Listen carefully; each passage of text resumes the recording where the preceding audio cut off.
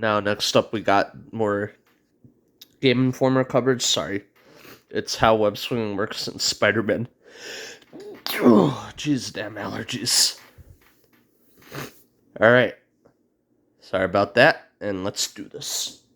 One thing we knew we had to get right. It's the first thing we ever worked on in terms of building a Spider-Man game.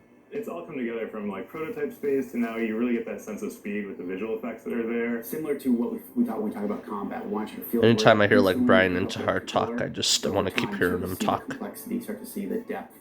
Your R2 button is really your go button. We use that for both ground motion, where you start doing parkour over elements that might be in your way, and for swinging in the air. And so R2 throws out a line, searches through the environment to find that attach point. You're on a pendulum. And for this being like the first new Spider-Man game in a while, the web swinging was so good. So as a player, you're thinking about where you're releasing. Then you can actually hit X off the line to get sort of a jump spring off. Different places, again, depending on where you are on the pendulum, give you either forward or upward momentum. Through the other moves, like the X button, again, will throw out lines ahead of you, or you can actually steer it to do quick turns.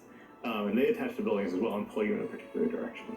One thing we talked about is we didn't want to stop players. We didn't want to like face plant. We wanted to just keep your momentum and flow going. And, he's 8 years being Spider-Man. He's kind of fine-tuned his traversal. So if you slam into a building, you just keep running up it. Yep. Yeah, and when you hit that wall, we actually do take your input direction into account. So you can go straight up, you can go horizontal, or you can even go at an angle. And you've got steerability on the wall as well. You have basically two options at the top. You can either keep going up and it'll kind of send you like in a mid-air jump. But if you time the button pressing at the top of the building, it'll kind of catapult you over so you can keep your momentum going. And then what you do is you press X again to web zip forward. You can really just keep that rhythm flow of your of traversal going and make it can feel really pretty fast and fluid. When you're above the building line, if you're too far above, there's nothing to attach to, and so we don't want anything to happen. But it doesn't make sense that you. They did like a great job for like a PS4 game. They did a great job with like the web swing mechanics. Pull down into the building line.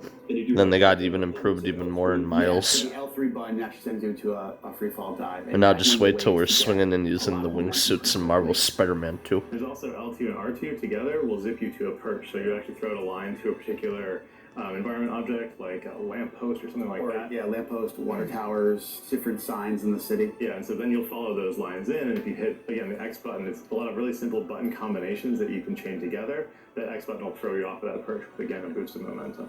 As you level up through the game, you actually do get some speed boost, so you start going faster. And also, some of those moves that we've talked about that really give you bursts of momentum are unlockable over the course of the game.